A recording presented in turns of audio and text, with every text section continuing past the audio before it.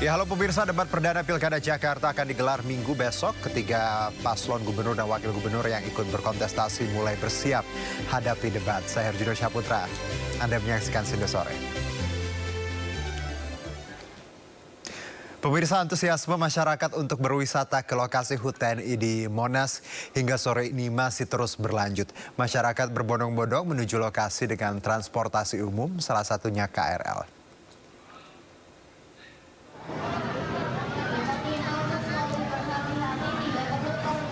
Suasana stasiun Gondangdia Jakarta Pusat lebih padat di akhir pekan ini. Masyarakat terutama yang mengajak anggota keluarganya bergerak menuju Monas agar tidak ketinggalan melihat kemeriahan HUT TNI. Kepadatan terasa saat antrian pintu masuk maupun keluar stasiun Gondangdia. Sebagian masyarakat turun dari KRL dan berjalan kaki menuju Monas. Sedangkan sebagian lainnya melanjutkan perjalanan dengan KRL ke stasiun Juanda yang jaraknya cukup dekat dengan Monas. Meski padat, suasana masih berlangsung tertib.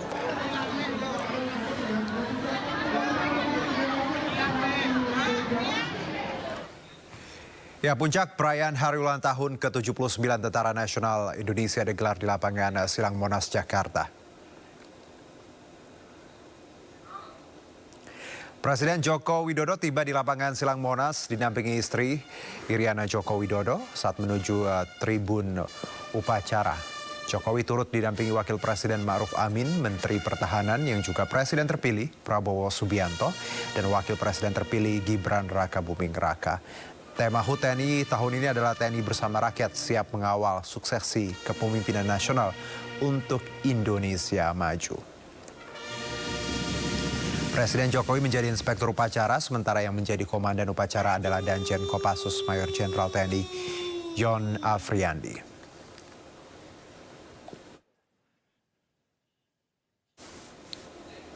Upacara dimulai dengan inspeksi pasukan di lapangan Monas. Presiden Joko Widodo didampingi Panglima TNI Jenderal Agus Subianto dan Komandan Upacara Majen TNI Yon Afriandi. Barisan pasukan TNI membentuk formasi melingkari kawasan Monas dengan ratusan ribu prajurit dari 3 matra, darat, laut, dan udara. Formasi barisan prajurit melingkari Monas berbeda dengan perayaan tahun-tahun sebelumnya. Tentara Nasional Indonesia. Ya, usai upacara dilanjutkan defile pasukan dan alutsista. Di antaranya melihat pasukan TNI berjalan kaki, kemudian dilanjutkan defile alutsista dalam HUT ke-79 TNI kali ini. Sejumlah alutsista ditampilkan dan dikemudikan oleh TNI. Saat momen defile ini ada pertunjukan Sailing Pass secara virtual oleh KRI TNI Angkatan Laut, dilanjutkan oleh Fly Pass gabungan dengan pertunjukan high speed oleh pesawat TNI Angkatan Udara, sebanyak 10 pesawat F-16 dan 1 pesawat Sukhoi, serta atraksi dogfight pesawat TNI AU F-16 versus pesawat Sukhoi.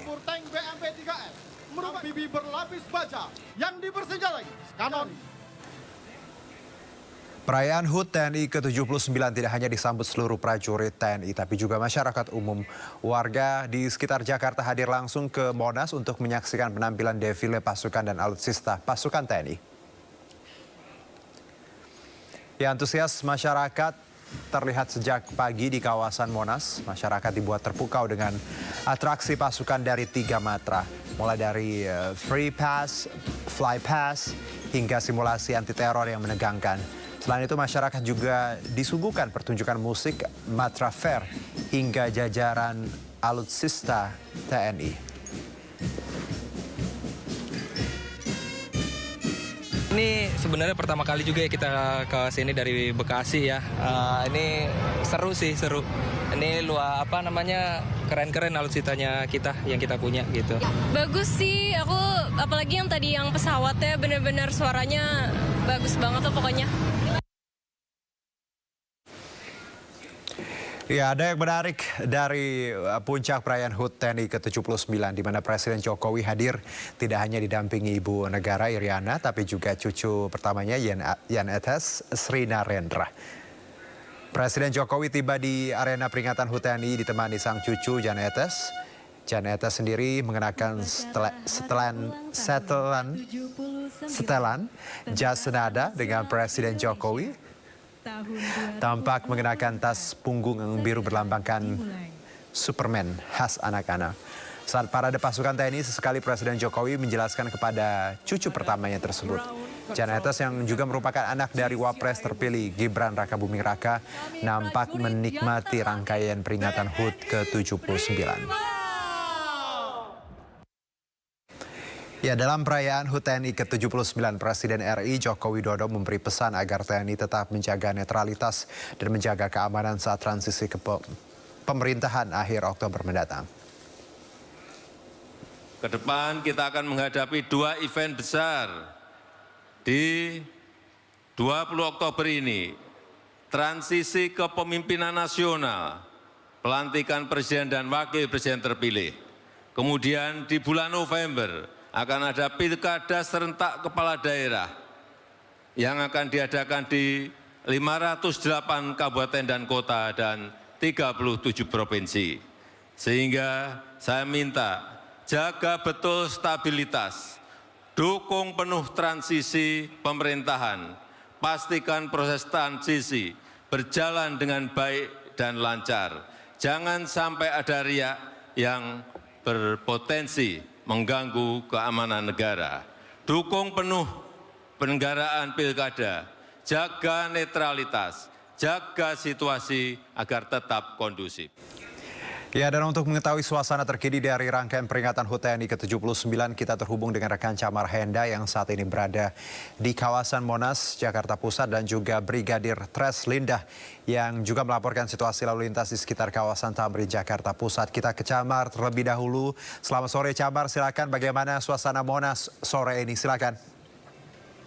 Halo, selamat sore Juno dan juga pemirsa. Benar sekali bahwa puncak perayaan untuk HUT TNI ke-79 ini masih terus digelar sampai dengan sore hari ini. Kalau Juno dan juga pemirsa mungkin menyimak dari pagi hari tadi sudah dilaksanakan upacara dan juga atraksi militer yang dihadiri langsung oleh Presiden Joko Widodo.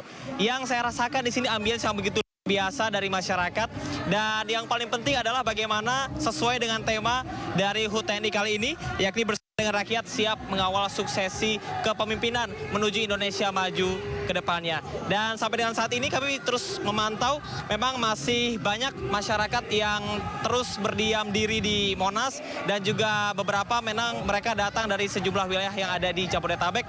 Dan salah satu yang paling menarik, Junior juga pemirsa, di belakang saya ini mungkin sesaat lagi pesawat tanpa awak yang memang sudah disediakan oleh TNI AL, TNI AU maksud kami, ini akan segera diangkut dengan menggunakan kendaraan berat, dan bisa dilihat antusias masyarakat untuk bisa nantinya menantikan hiburan-hiburan berikutnya, karena pada malam hari nanti akan ada hiburan dari Dewa 19, kemudian juga dari Ari Lasso dan juga Slank. Nah, saya ingin bertanya bersama dengan salah satu pengunjung ataupun juga masyarakat yang jauh-jauh katanya dari Depok ya. Kita langsung wawancara. Halo Ibu, selamat sore. Dengan Ibu siapa? Dengan Ibu Siti itu. Dengan Ibu Siti. Ibu datang sama siapa? Sama anak sama tetangga. Sama anak sama tetangga. Saya mau tanya, Ibu datang ke sini dapat informasi dari mana? Dari tetangga sama anak juga kerjanya di daerah Gambir.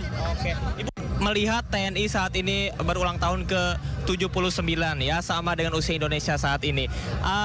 Tanggapan Ibu seperti apa adanya pesta gratis untuk masyarakat nih Bu? Kita merayakan sama-sama. Ya, alhamdulillah. Semoga lebih sukses lagi, lebih jaya lagi, lebih semangat lagi buat para TNI. Baik. Ibu, yang Ibu lihat tadi kan banyak keramaian ya Bu ya, ada alutsista, terus juga ada makanan gratis mungkin yang juga disediakan untuk masyarakat. Ibu, harapan untuk TNI ke depannya seperti apa Ibu? Harapannya biar semangat, biar tetap jaya, sukses. Apa ya?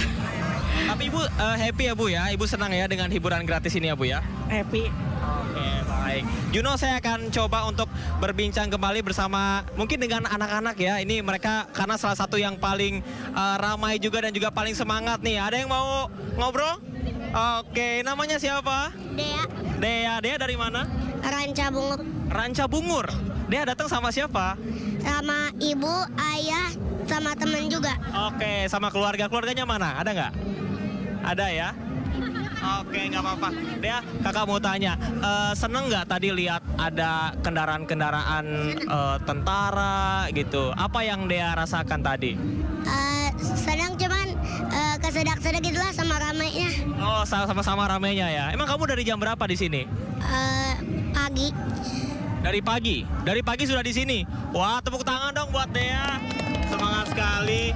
Oke, Dea kan tentara nasional Indonesia ya, tentara negara kita. Ini berfungsi untuk mengamankan negara kita supaya aman. Nah, mungkin Dea ada pesan-pesan untuk om-om TNI yang hadir saat ini? Atau semangat atau apa?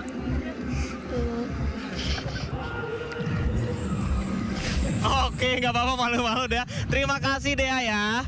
Oke, ya Juno dan juga pemirsa, memang ini menjadi hiburan gratis bagi masyarakat karena dari pagi hari tadi sekitar 100.000 lebih dari prajurit TNI yang sudah disiagakan, tidak hanya untuk upacara namun juga untuk berbagai aktivitas dan juga pengamanan beserta dengan defile dan juga penampilan-penampilan menarik.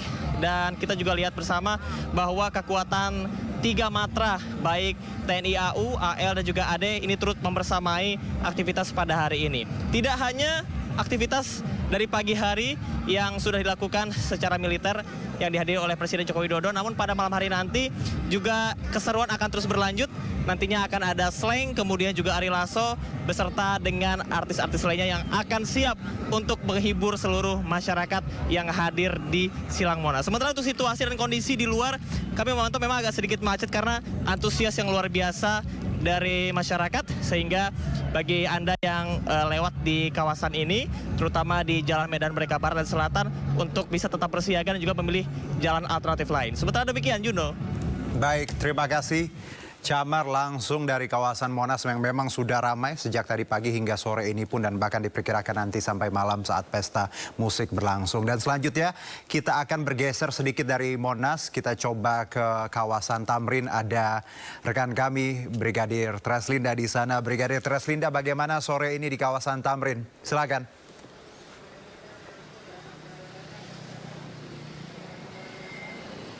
Silakan Brigadir. Juno, selamat sore. Seperti yang Anda saksikan saat ini merupakan kondisi arus lalu lintas di kawasan Sudirman Tamrin.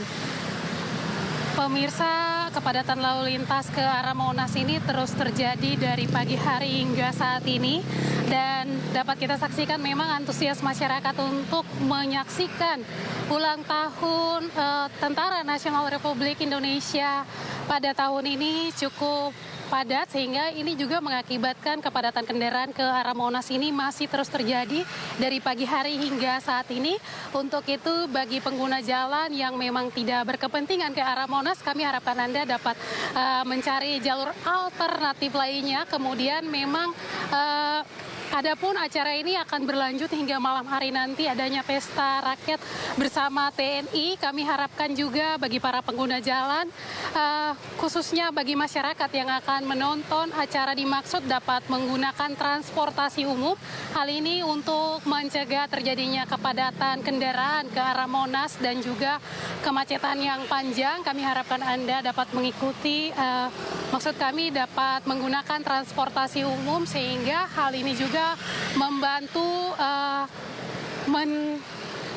menetralkan arus lalu lintas ke arah Monas. Kemudian saya sendiri saat ini berada di daerah Sudirman. Memang arus lalu lintas dari Sudirman yang akan mengarah ke Tamrin maupun ke arah Monas saat ini dalam keadaan cenderung padat, dengan kendaraan dapat dipacu kecepatannya dengan kecepatan 20 sampai dengan 30 km per jam, yaitu dari arah Semanggi yang akan mengarah ke arah Tamrin maupun Monas sampai saat ini masih padat.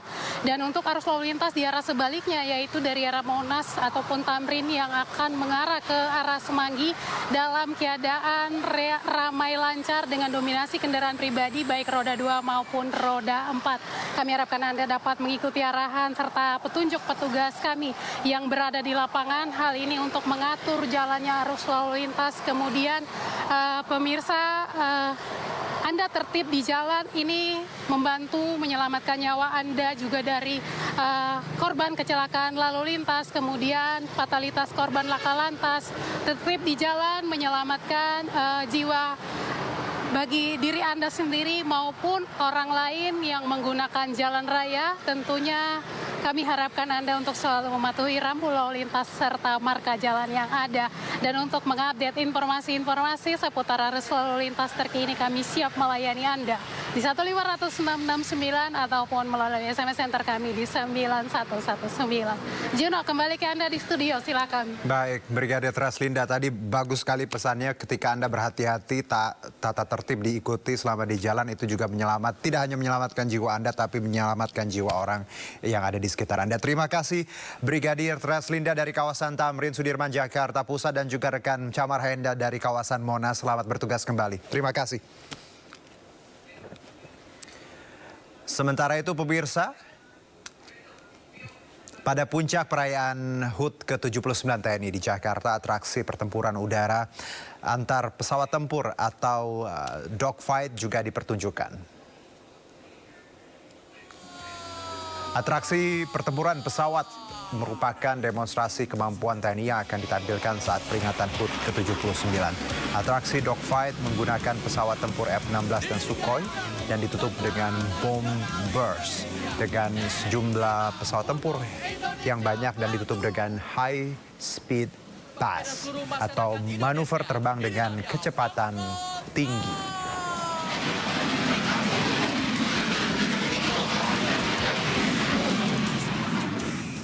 Ya, selain itu pemirsa, akrobatik pesawat Jupiter juga memeriahkan HUT ke-79 TNI di Monas, Jakarta.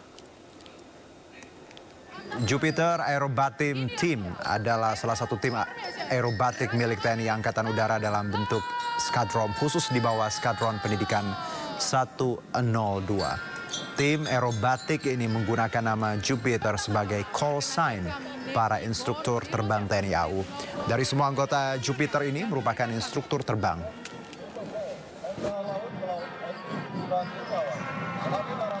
Ya, masih seputar perayaan HUT TNI pemirsa, prajurit Komando Pasukan Khusus Kopassus memamerkan teknik rappelling, yakni turun dari ketinggian menggunakan tali di perayaan puncak HUT ke-79 TNI di Monas, Jakarta.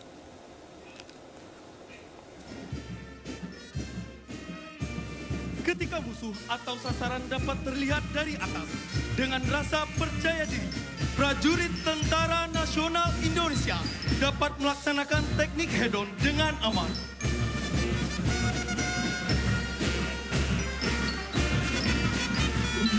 Delapan prajurit Tentara Nasional Indonesia akan bersiap menampilkan kemampuan pendaki serbu dengan teknik head-on.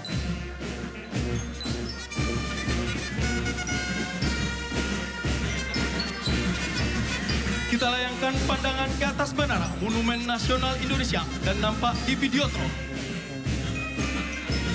8 prajurit Tentara Nasional Indonesia akan bersiap menampilkan kemampuan pendaki serbu dengan teknik head-on. Kemampuan ini bertujuan pada saat melaksanakan serbuan ke bawah, ketika musuh atau sasaran dapat terlihat dari atas. Dengan rasa percaya diri, prajurit Tentara Nasional Indonesia dapat melaksanakan teknik head-on dengan aman. Beri aplaus yang meriah kepada prajurit Tentara Nasional Indonesia.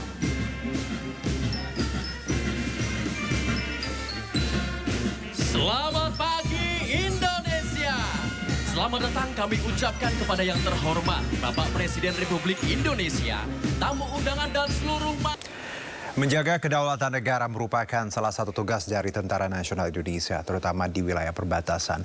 Para prajurit TNI diharuskan mampu melaksanakan seluruh tugasnya dengan baik meski menghadapi berbagai keterbatasan. Dan kali ini kami akan ajak Anda memotret kehidupan prajurit TNI penjaga perbatasan Nusantara.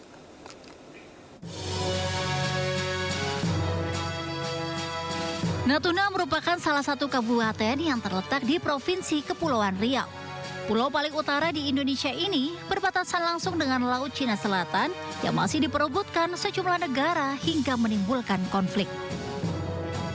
Dari 154 pulau kecil yang dimiliki Natuna, ada 27 pulau berpenghuni dan 127 pulau yang tidak berpenghuni.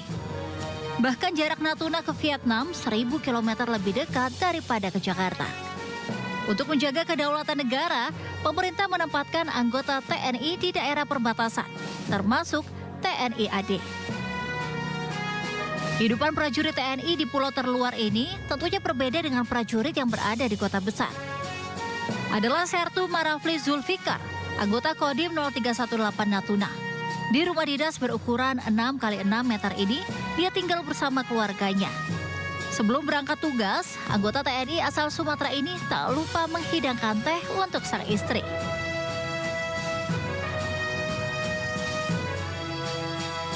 Setibanya di Makodim 0318, ia bergegas menjalankan tugas. Kemudian langsung ikut latihan menembak. Tak hanya itu, prajurit wajib patroli menjaga pulau terluar setiap waktu. Bahkan menyeberangi laut menggunakan perahu karet. Hal yang paling menjengkelkan ketika ditugaskan di wilayah perbatasan yaitu keterbatasan sinyal. Selain itu, harga tiket pesawat yang mahal bisa mengurungkan diri untuk pulang kampung halaman. Fenomena ini dirasakan para prajurit TNI yang bertugas di tapal batas negara. Jauh dari keluarga dan sanak saudara hingga harus memendam rasa kangen. Tapi apa hendak dikata, rasa nasionalisme menjaga kedaulatan NKRI telah membara di lubuk hati setiap prajurit TNI. Mungkin banyak dan ada beberapa seperti untuk kebutuhan pokok perekonomian mungkin agak lebih tinggi dibandingkan perkotaan daratan, tapi itu semua tidak menjadi penghalang karena sebagai seorang prajurit tentara itu NKRI harga mati. Otomatis di perbatasan ini kan kalau namanya gelombang besar, kapal susah masuk, berarti kan barang-barang juga cukup tinggi. Kemudian akses masuk ke sini kan harus menggunakan pesawat. Tidak bisa kita mengandalkan jalur laut karena gelombang besar. Tak sebatas menjaga kedaulatan negara saja, mereka rela menyeberangi lautan hanya menggunakan perahu kayu untuk membantu masyarakat. Para prajurit TNI bersama istri membantu penurunan angka stunting di Natuna hingga turut membantu merenovasi rumah warga. Kegiatan dilakukan demi mensejahterakan masyarakat sekitar. Kehadiran TNI di perbatasan Indonesia sangat berdampak terhadap masyarakat. Saat bencana melanda, TNI menjadi garda terdepan menolong warga. Kendati kehidupan TNI di perbatasan terasa sulit, namun semua hal itu langsung menghilang tatkala para prajurit menghabiskan waktu bersama masyarakat. Dari Natuna, Kepulauan Riau, Alfi Al-Rashid melaporkan.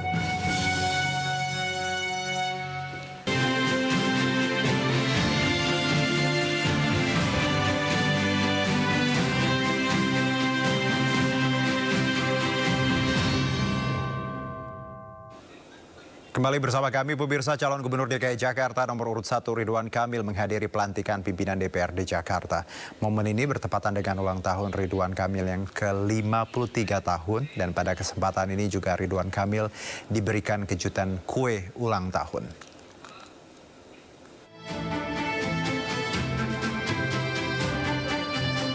Rapat paripurna pengucapan sumpah dan janji pimpinan DPRD DKI Jakarta kedatangan tamu yang tak terduga.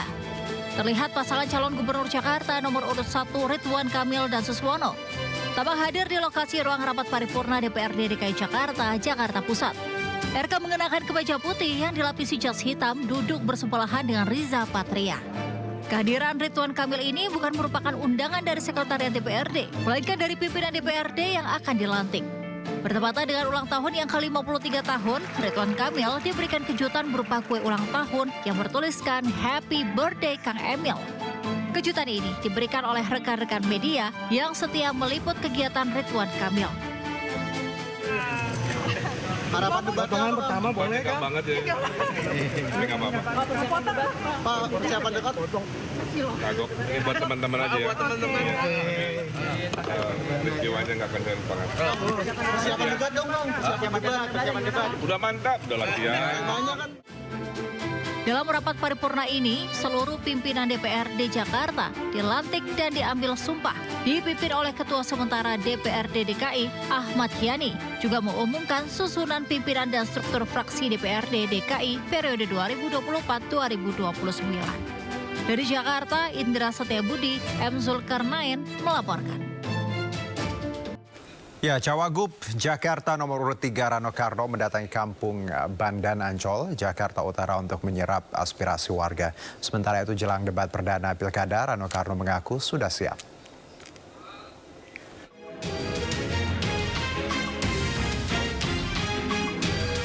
Calon Wagub nomor urut 3 Rano Karno langsung disambut antusias warga saat berkunjung di Kampung Bandan Ancol, Jakarta Utara. Rano Karno menyempatkan diri sholat Jumat di masjid bersejarah di kawasan itu, Masjid Al-Mukarromah. Ia juga menyoroti masalah sertifikat masjid tersebut dan berjanji menyelesaikannya jika terpilih. Usai sholat Jumat, Rano langsung mendatangi warga di perkampungan untuk mengetahui permasalahan di kawasan itu. Sementara itu, Rano Karno mengaku ia dan tim telah mempersiapkan diri untuk debat perdana.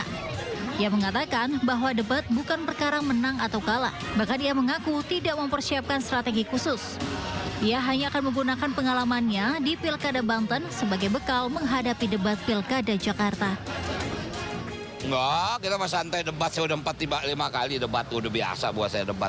Artinya nanti tanggal 6 memang kita nggak ada kegiatan karena memang fokus buat debat. Tapi bukan berarti kita nggak ngapa-ngapain aja. Cuman artinya nggak banyak kegiatan yang makan energi, itu aja. Langsung aja nih. Debat pertama Pilkada Jakarta akan dilaksanakan pada Minggu 6 Oktober. KPU Jakarta telah merilis tema debat pertama, yakni penguatan sumber daya manusia dan transformasi Jakarta menjadi kota global. Dari Jakarta, Wenda Nura, Aris Setiawan, iNews melaporkan. Kampanye Pilkada 2024 semakin menarik. Para jawara yang berlaga harus berjuang merebut suara Gen Z dan milenial.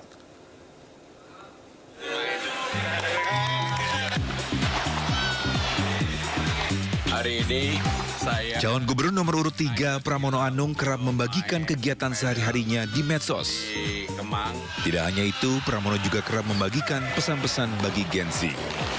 Kalau kamu masih di usia 20-an dan merasa belum punya apa-apa, coba deh bangun pagi, lawan matahari. Jam 5:30 pagi keluar jalan-jalan atau lari kecil. Habis itu mandi air dingin. Di situ tanyakan ke diri sendiri, apa yang mau aku capai hari ini? Apa yang mau aku lakukan biar hidupku bisa menyala? Sementara wakilnya Rano Karno kerap sampaikan program-programnya dengan cara kekinian. Ini dia nih yang bikin Mas Pramono Anung nih punya rencana mau pasang CCTV di RT RW. Supaya apa ya, nggak banyak kucing garong.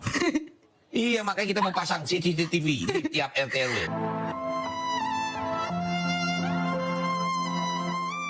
Tidak hanya itu, Bang Do juga kerap bagikan momen saat temui warga.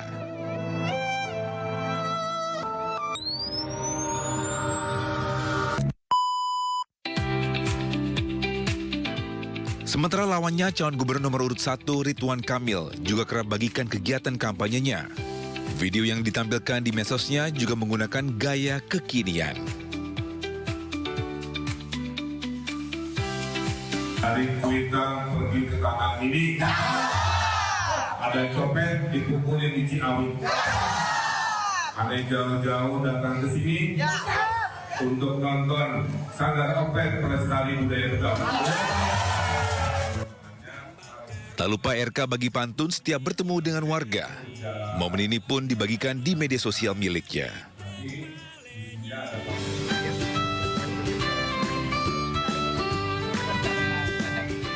Sementara konten wakilnya Suswono tak kalah menarik. Suswono kerap posting kegiatannya sehari-hari, tapi yang bikin berbeda, Suswono ikut posting game kekinian This or That. This or That, makanan kesukaan Babe. Babe lebih suka soto Betawi atau nasi uduk? Soto Betawi. Soto Betawi atau laksa? Soto Betawi. Soto Betawi atau asinan Betawi, Be? Soto Betawi.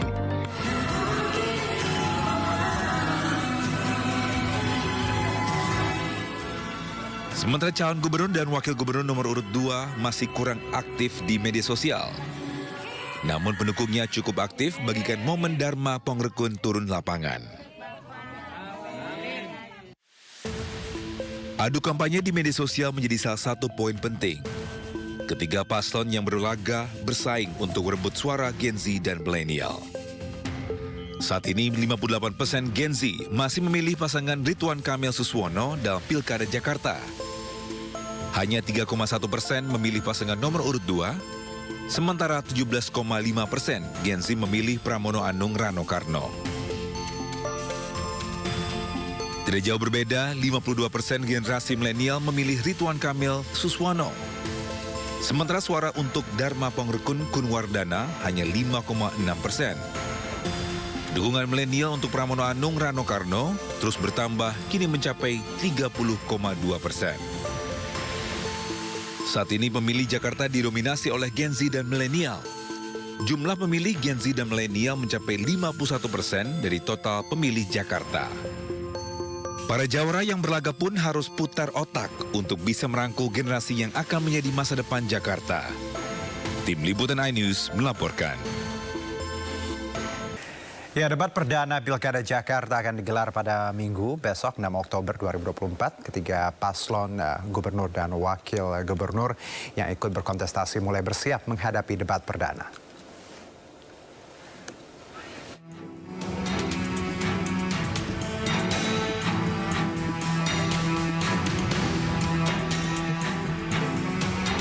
Gelaran pilkada berlanjut dengan adu gagasan antar calon di acara debat.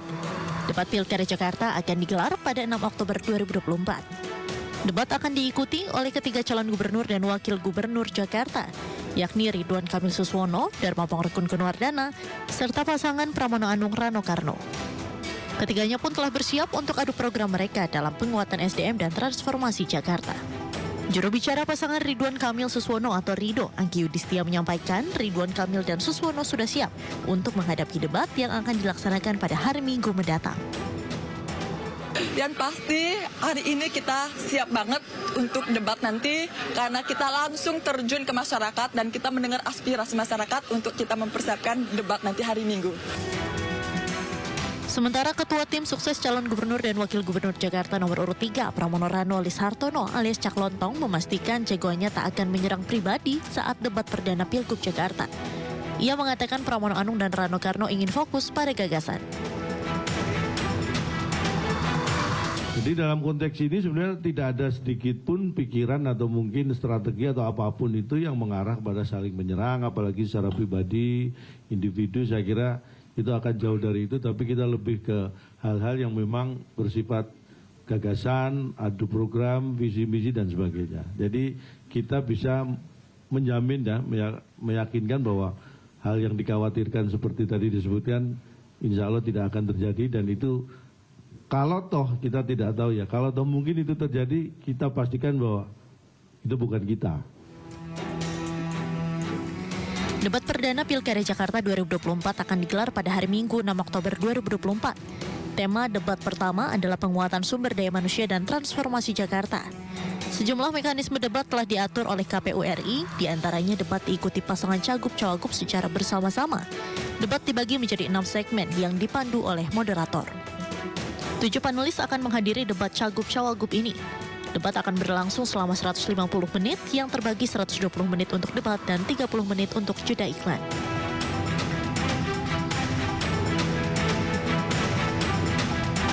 Debat digelar supaya warga Jakarta bisa mengenal calon dan program-programnya. Dalam debat, rakyat pun akan menjadi saksi, menyimak dengan harap akan masa depan dari Jakarta tercinta. Tim Liputan Ais melaporkan.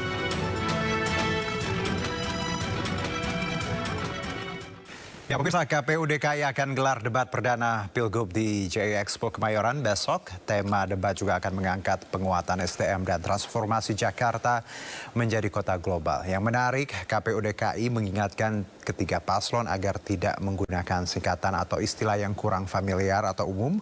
Mungkin saat debat Pilpres lalu Anda masih ingat dengan istilah Green Plantation, hilirisasi digital, bioregional atau Slaponomics. Nah, pada debat besok KPU boleh dibilang melakukan pembatasan. Karena menurut KPU jika paslon menjelaskan istilah yang memang kurang familiar ini akan memotong durasi waktu mereka saat bertanya maupun menjawab. Dan untuk membahas ini sudah bersama kami Astri Megatari, Komisioner KPU Jakarta dan juga peneliti Perludem Anissa Alfat. Assalamualaikum Mbak Astri, Mbak Anissa. Waalaikumsalam. Ya, dengan Juno di studio. Mbak Astri, terima kasih sudah bergabung. Terakhir kita ketemu di JCC. Sehat ya, Mbak? Sehat, alhamdulillah. Mbak Juno, Astri, gimana kabarnya? Ya, alhamdulillah. Baik, sebelum saya ke Mbak Ani, saya ke Mbak Astri dulu. Kita bicara rule ini, tapi sebelumnya kita pengen tahu dulu sedikit bagaimana persiapan untuk besok debat perdana. Apakah semuanya sudah lancar atau seperti apa, Mbak Astri? Untuk persiapan debat perdana ini kami sudah melakukan koordinasi dengan berbagai pihak ya. Tentunya kemarin sudah ada technical meeting dengan tim dari pasangan calon.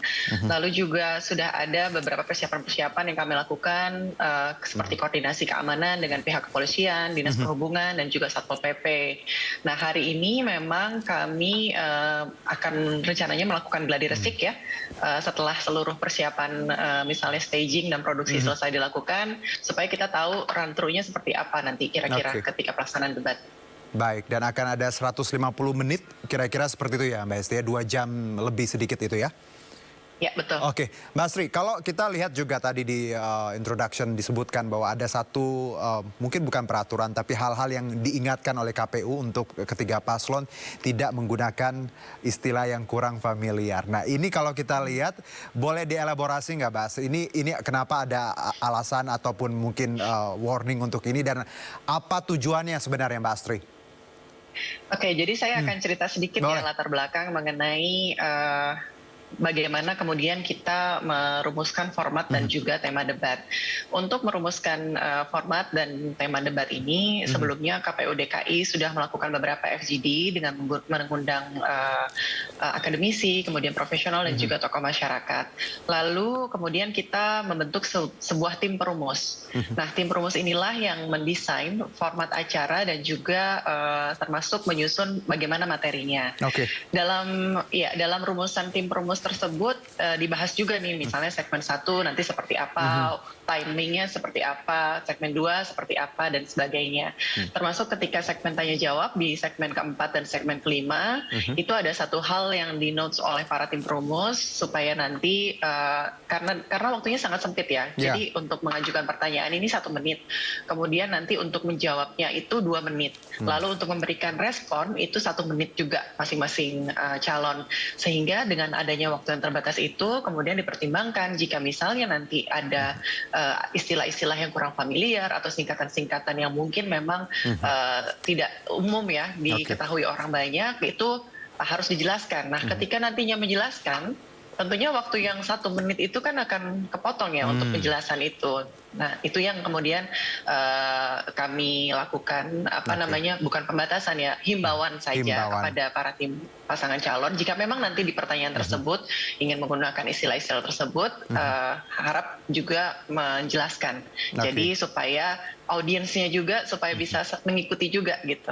Oke, jadi himbauan tadi, karena ketika paslon mengajukan ataupun menyebutkan beberapa kata yang kurang familiar, mereka wajib menjelaskan ya Mbak Asri ya. Dan ini pastinya akan memotong durasi mereka itu sendiri, kurang lebih seperti itu. Iya, betul. Nah, seperti itu. Kalau kaitan mungkin Mbak Asri, kalau yang saya baca juga banyak yang berkomentar karena mungkin ini di latar belakangi saat debat Pilpres yang kemarin itu, apakah ini juga jadi pertimbangan Mbak Astri, bahwa memang kan kita lihat bahwa beberapa kali debat Pilpres juga mengundang banyak kontroversi ketika salah satu paslon menyebutkan kata-kata yang bahkan kita pun ya, masyarakat umum pun ya sangat tidak familiar, Mbak Astri. Ya, sebenarnya mungkin memang pertimbangan utama kami adalah dari sisi nanti siapa yang akan menonton debat itu kan. Yang menonton debat ini masyarakat DKI Jakarta, audiensnya itu sangat beragam gitu. Jadi tidak semua orang mungkin punya pemahaman yang sama terhadap satu istilah tertentu atau satu singkatan tertentu gitu. Jadi mungkin pertimbangan tim perumus hal itu. Kemudian juga yang kedua adalah masalah durasi. Nah, masalah durasi itu juga tadi yang sudah saya sampaikan, durasi yang dimiliki oleh para pasangan calon ini tidak banyak untuk memberikan respon atau untuk bertanya begitu, sehingga sebisa mungkin jika memang akan menggunakan istilah dapat dijelaskan supaya nanti penonton yang menonton juga dapat sama-sama mengerti dan memahami. Sesuai kita tahu bahwa ini adu ide dan gagasan, biar gagasan dan idenya nyampe juga sebisa mungkin makin gampang untuk dipahami, kira-kira seperti itu ya Mbak Asri. Saya ke Mbak Anissa. Mbak Anissa, kalau kita lihat juga ini ada yang menarik, ada himbauan lah seperti itu untuk ketiga paslon agar menggunakan kata-kata yang familiar, menghindari hal-hal yang mungkin hanya diketahui oleh sebagian pihak. Kalau Mbak Anissa melihat ini dan kaitannya ini menarik Mbak Anissa, bahwa temanya tuh besok penguatan SDM dan transformasi Jakarta menjadi kota global. Jadi ini kan temanya sangat, kalau kita lihat kekinian, akan banyak istilah sebenarnya yang akan disebutkan. Apakah ini himbauan yang bagus Mbak Anissa? Iya, sebenarnya untuk himbauannya sendiri, saya menilai sudah cukup baik ya, karena kita belajar dari Pilpres kemarin gitu ya. Meskipun masyarakat Jakarta gitu ya, itu sudah ya cerdas-cerdas gitu ya, tapi saya rasa banyak yang kemudian harus sampai gitu ya ke publik. Jadi tidak hanya yang debat saja yang kemudian tahu tentang istilah itu gitu ya, dan juga kalau misalkan memang ada singkatan ataupun istilah asing gitu ya, itu kemudian dihimbau untuk diberikan penjelasan seperti itu, agar kemudian debatnya juga lebih lebih bisa lebih seru lah gitu ya, lebih kemudian bisa saling menanggapi seperti itu. Kalau memang di tengah-tengah ternyata ada pertanyaan seperti itu, sebenarnya itu balik lagi ke strategi masing-masing paslon gitu, untuk kemudian bagaimana memanfaatkan waktu dan lain sebagainya gitu ya. Tapi saya rasa untuk nanti terkait debat nanti, saya rasa masing-masing paslon juga harusnya menekankan lebih ke substansi gitu ya, daripada menyebutkan istilah asing ataupun singkatan yang jatuhnya malah ingin menjatuhkan lawan seperti itu. Saya rasa debat kita harus lebih dewasa seperti itu. Jadi ide gagasan bukan saling menjatuhkan dengan maksud mengeluarkan istilah-istilah yang tidak familiar, yang Mbak Anissa kurang lebih seperti itu ya. Tapi kalau Mbak Anissa, kita lihat bahwa tema besok transformasi Jakarta menjadi kota global dan penguatan SDM. Menurut Anda, ini kan juga sangat berhubungan ya, sangat terafiliasi dengan kita sebagai warga Jakarta. SDM di sini, pengangguran, dan juga Jakarta yang PR-nya luar biasa untuk jadi kota global. Menurut Anda yang harus dihadirkan oleh ketiga paslon ini, selain tadi memang dengan argumen yang baik, fakta yang baik, dan istilah yang cukup familiar, ada hal lain yang menurut Anda yang substansinya yang harus disentuh ketiga paslon ini? Ya, untuk terkait substansi, saya rasa terkait pelayanan publik ya, pelayanan terkait transportasi umum seperti itu yang mungkin memang sering kali dikeluhkan ya oleh warga Jakarta, yang meskipun sudah banyak itu transportasi umum gitu ya di Jakarta yang bagus-bagus, yang kemudian tapi masih memiliki kendala-kendala, dan mungkin itu bisa jadi salah satu yang kemudian diangkat gitu. Dan banyak kemudian masalah sosial yang masih harus ditanggulangi oleh pemerintah Jakarta seperti itu. Dan saya rasa tim sesnya itu juga jago-jago lah seperti itu. Saya rasa nantinya untuk debat juga lebih ke substansial, bukan menyasar pribadi gitu ya, dan juga menyasar atau menggunakan istilah asing seperti itu. Oke, menarik. Ini yang pengen kita lihat sebenarnya sebagai warga Jakarta, bagaimana besok ketiga paslon punya ide dan gagasan yang memang menarik dan untuk kita pahami juga gampang sebenarnya. Saya kembali ke Mbak Asri, bahwa himbauan ini kan sifatnya himbauan, walaupun nanti balik lagi kepada para paslon untuk apapun yang mereka ingin coba tampilkan, ya itu sangat personal, itu urusan mereka dan bagaimana tim sesnya bersinergi.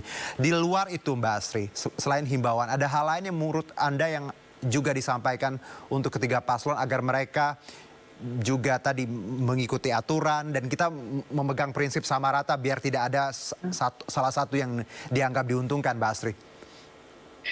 Iya, memang sebelum pelaksanaan debat ini kita berkoordinasi secara intens ya dengan baik dengan LO tim pasangan calon maupun dengan pihak TV penyelenggara. Nah, dalam rapat-rapat yang sudah kami laksanakan itu kan kemudian kan kami mencoba menganalisis apa-apa saja yang bisa menjadi perhatian kami, termasuk detail-detail teknis gitu kan. Ini untuk menghindari nanti tadi apa yang seperti Juno bilang, misalnya ada satu paslon yang merasa oh ini tidak adil dan sebagainya gitu. Semua sudah dibahas detail teknis itu, bahkan nanti ketika gladi juga nanti kami sudah mengundang juga dari tim masing-masing pasangan calon supaya kita sama-sama bisa melihat secara real gitu nanti bagaimana simulasi pelaksanaan debat. Jadi nanti kalau misalnya ada hal-hal yang masih bisa diantisipasi, kita bisa antisipasi dari sekarang supaya nanti besok pelaksanaan debat dapat berjalan dengan lancar. Oke, dan kalau bicara timing memang akan sangat strict ya Mbak Astria, bahwa ketika kita tahu tadi bertanya 1 menit, jawab 2 menit, respon 1 menit, memang akan benar 1 menit dan 2 menit persis seperti itu. Iya, nanti kita kalau misalnya ingat dengan debat Pilpres lalu, memang untuk timernya itu harus sama ya semuanya. Di depan juga nanti ada monitor yang memperlihatkan berapa sisa waktu yang mereka miliki, begitu supaya nanti mereka bisa memperkirakan kira-kira jawaban ini dengan sisa waktu seperti ini harus ditanggapi seperti apa, begitu. Baik, yang menarik juga Mbak Astri, yang kita dapat informasi dan juga masyarakat sudah bisa baca sebenarnya di berbagai media, bagaimana akan ada 6 segmen, ada tanya jawab juga dengan para praktisi dan diperbolehkan membawa catatan kecil. Berarti ini juga KPU sudah mengaturnya atau seperti apa Mbak Astri untuk detail-detail yang saya sebutkan tadi? Iya, tadi seperti yang sudah saya jelaskan bahwa di rapat-rapat kami dengan tim paslon kan kami juga menerima masukan dari pihak tim paslon begitu. Kemudian tadi terkait notes atau catatan kecil juga itu hal yang sudah kami sepakati bersama. Bagaimana kemudian nanti pada saat pelaksanaan debat para pasangan calon ini diperbolehkan untuk membawa catatan kecil.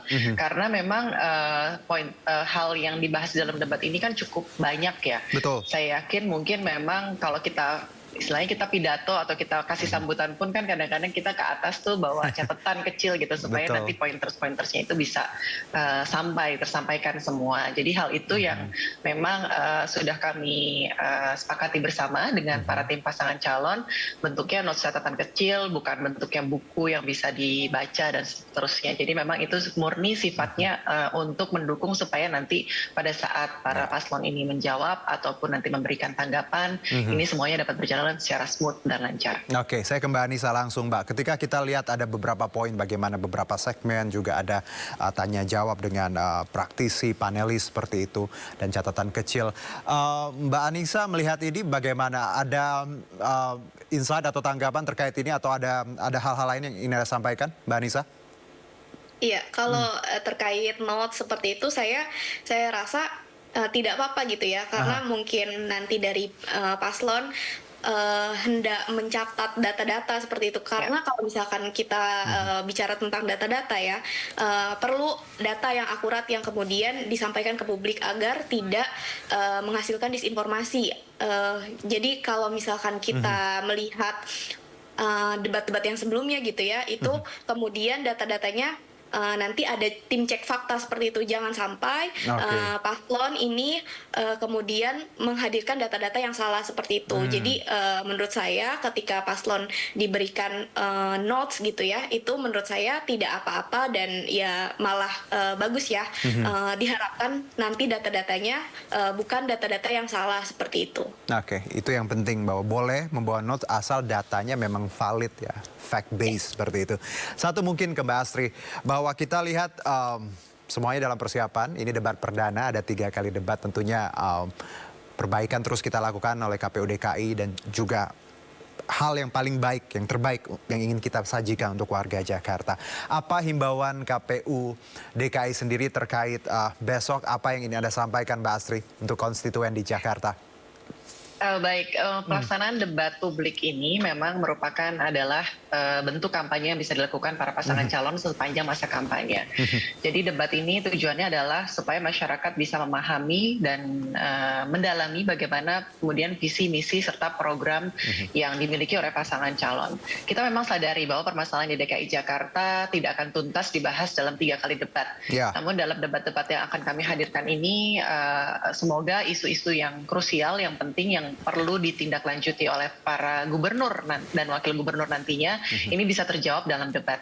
Jadi kepada masyarakat DKI Jakarta, gunakan kesempatan untuk debat ini sebagai salah satu wadah untuk mengenal lebih jauh terkait dengan apa saja ide, gagasan, dan program-program dari pasangan calon saat nanti mereka menjabat sebagai gubernur dan wakil gubernur. Oke, satu saya ke Mbak Anissa, ini pertanyaan yang harus saya tanyakan walaupun durasinya singkat. Mbak Anissa, pemilih Jakarta rasional disebutkan juga salah satu penentu variabel nantinya naik turun survei adalah debat. Bagaimana Anda melihat, apakah Anda setuju dengan ini atau seperti apa Mbak Anissa?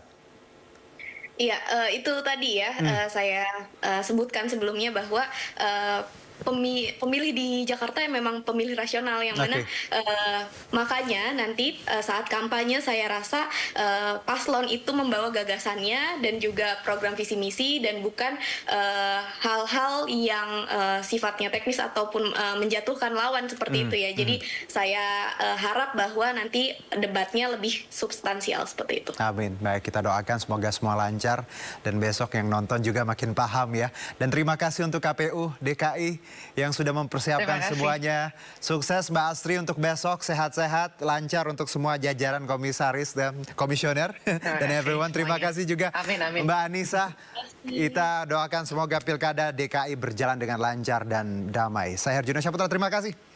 Selamat sore. Terima kasih, sampai jumpa semuanya. Sampai jumpa. Terima kasih. Kembali bersama kami, pemirsa, pertemuan Presiden terpilih Prabowo Subianto dan Presiden kelima Republik Indonesia Megawati Soekarno Putri akan segera terwujud. Yang menarik, ada permintaan khusus dari Prabowo, yakni ingin dihidangkan nasi goreng buatan Megawati dalam pertemuan tersebut. Ibu Mega mungkin, Insya Allah. Oke, sebelum pelantikan ya Pak ya? Sebelum pelantikan? Mudah-mudahan sebelum pelantikan. Persiapannya gimana Pak? Persiapannya bagus. Itulah keterangan dari Presiden terpilih Prabowo Subianto saat ditanya kapan bertemu dengan Ketua Umum PDI Perjuangan Megawati Soekarno Putri. Sementara itu Immanuel Ebenezer, Ketua Prabowo dan Jokowi Mania menyatakan pertemuan Prabowo Megawati tinggal menunggu waktu. Dipastikan Prabowo yang akan mendatangi Megawati sebagai adik dan memberikan satu syarat menarik yakni Prabowo meminta nasi goreng buatan Megawati. Kemungkinan besar Prabowo akan mendatangi Bu Mega. Akan mendatangi, berarti tidak tutup kemungkinan di Teguh Umar? Nggak ada istilah tempat netral. Dia akan menghormati, dia datang ke tempat Ibu. Itu confirm ya? Pak Prabowo mengatakan sendiri? Ya, dia menyampaikan, saya datang ke rumah Bu Mega. Loh kenapa? Loh enggak, ini kakak saya. Apa masalahnya? Ada satu permintaan Pak Prabowo yang harus diikuti Bu Mega dan itu menjadi syarat. Apa itu? Bikin nasi goreng. Karena pertemuan terakhir bikin nasi goreng ya? Itu kenangan yang paling luar biasa yang ada di benaknya Pak Prabowo soal nasi goreng. Bu Mega ini kan tahu selera adiknya. Dan adiknya selalu menuntut itu. Mbak, bikinin aku nasi goreng. Senada dengan ini, Ketua DPP PDI Perjuangan Puan Maharani juga mengungkapkan akan ada hidangan nasi goreng seperti yang pernah dihidangkan oleh Megawati kepada Prabowo pada pertemuan tahun 2019 lalu. Masih dipikirkan, tapi waktu itu Ibu Mega yang memasak dan Pak Prabowo sangat menyukai. Jadi mungkin juga menu nasi goreng akan ada lagi. Tapi ini di Teguh Umar dong? Bisa juga di Kertanegara, bisa juga di Hambalang. Tidak ada masalah, akan bertemu di mana saja. Dan menariknya, sebelum ada kepastian akan bertemu dengan Megawati, momen hangat terjadi antara Prabowo Subianto dan Puan Maharani.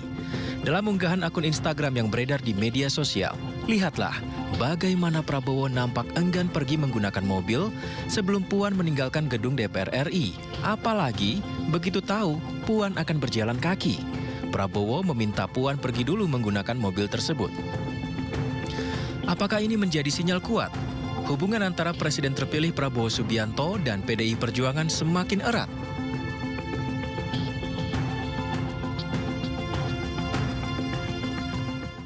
Ya, 3 nama kader PDIP dan orang dekat PDIP disebut-sebut akan masuk ke dalam kabinet Prabowo Gibran.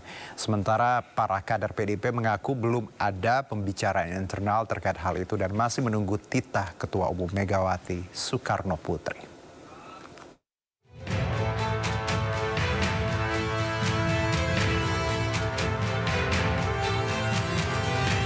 Para Kader PDI Perjuangan mengaku menunggu instruksi dari Ketua Umum mereka Megawati Soekarno Putri terkait peluang untuk masuk ke Kabinet Pemerintahan Prabowo Subianto Gibran Rakabuming Raka.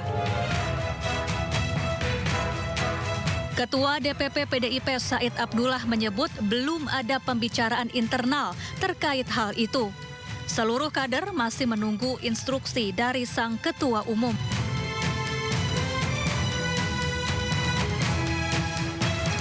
Sementara itu ada 3 nama kader dan orang dekat PDIP yang digadang-gadang akan masuk ke dalam Kabinet Prabowo, yaitu Abdullah Azwar Anas yang saat ini menjabat Menteri Pendayagunaan Aparatur Negara dan Reformasi Birokrasi, Oli Dondokambe yang kini menjabat sebagai Gubernur Sulawesi Utara, dan Kepala Badan Intelijen Negara Budi Gunawan. Sementara itu, Ketua Harian DPP Partai Gerindra Sufmi Dasko Ahmad mengaku belum mendengar kalau kader PDIP akan bergabung ke Kabinet Prabowo. Ya, kalau sampai dengan hari ini justru saya juga masih menunggu atau kemudian mencari info-info apakah itu benar atau enggak. Karena ini memang dari kemarin agak rame media yang tanya. Nah, saya belum sempat ketemu Pak Prabowo, mungkin nanti sore saya ketemu, saya akan tanyakan itu. Demikian. Tapi sebelumnya sudah ada pertemuan belum begitu? Dengan elit PDIP itu sendiri? Belum pernah. Belum ada? Belum ada. Kabar kader PDIP akan bergabung ke pemerintahan selanjutnya mencuat usai rencana pertemuan Megawati Soekarno Putri dengan Prabowo Subianto. Kedua tokoh dijadwalkan akan bertemu sebelum pelantikan presiden terpilih. Tim Liputan iNews melaporkan.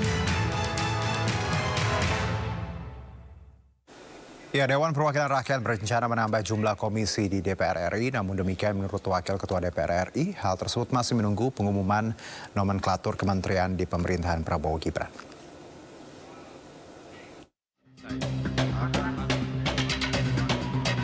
Dewan Perwakilan Rakyat berencana menambah jumlah komisi di DPR RI.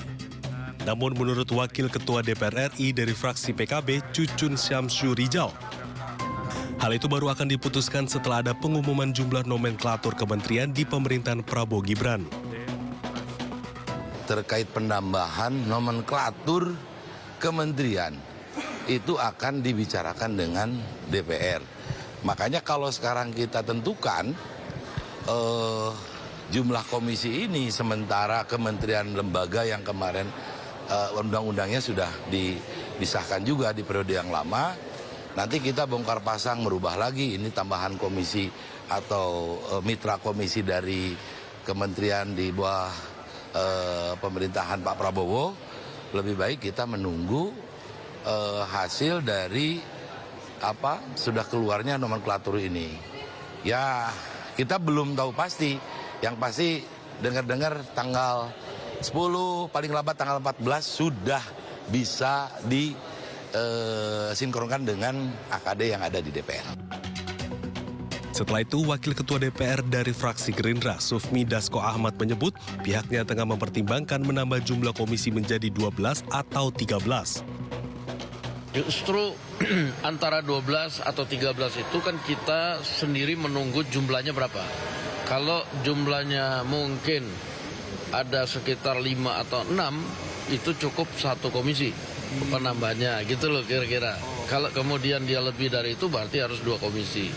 Ditambah memang komisi-komisi yang ada sekarang tidak proporsional juga gitu loh. Jumlahnya ada yang agak banyak, ada yang kemudian lebih sedikit.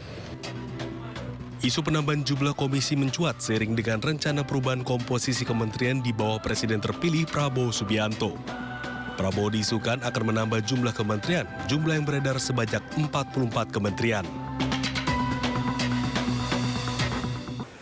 Sekjen DPR RI Indra Iskandar berbicara mengenai nominal jumlah tunjangan untuk menggantikan rumah dinas yang diterima anggota Dewan. Indra Iskandar menyebut penentuan tunjangan tersebut akan diambil berdasarkan kisaran harga sewa rumah di sekitar kawasan Senayan, Jakarta.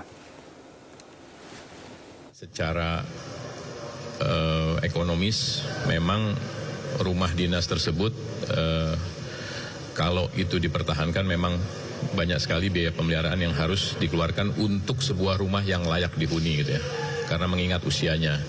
Nah, lalu berkaitan dengan pertanyaan-pertanyaan, berapa sih besaran yang akan diberikan kepada Dewan?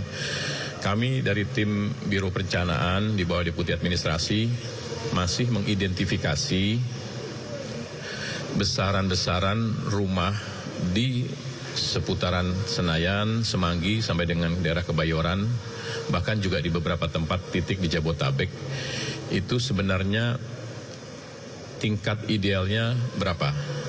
Karena kami tidak ingin berpikir bahwa tingkat yang paling maksimal mahal atau justru yang paling rendah.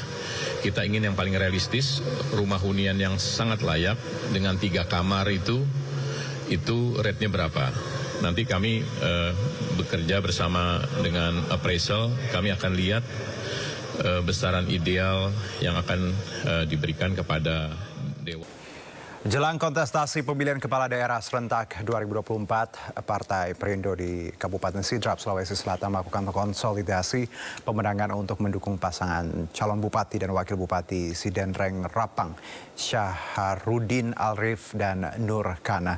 Partai Perindo akan kerahkan secara total seluruh kader untuk memenangkan paslon ini demi kemajuan dan kesejahteraan Kabupaten Sidrap, Sulawesi Selatan.